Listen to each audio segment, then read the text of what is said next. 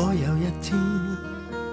汽車與飛機轉眼再不足夠，別害怕，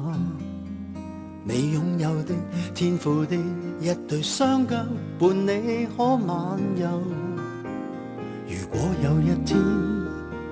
你屋裏家私一單再不擁有，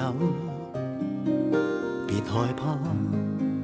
那溫暖的家裏的成員歡笑伴你於床頭心樂透。人的快樂在乎學曉等候，名利不歸於你，你便毅然地放開手，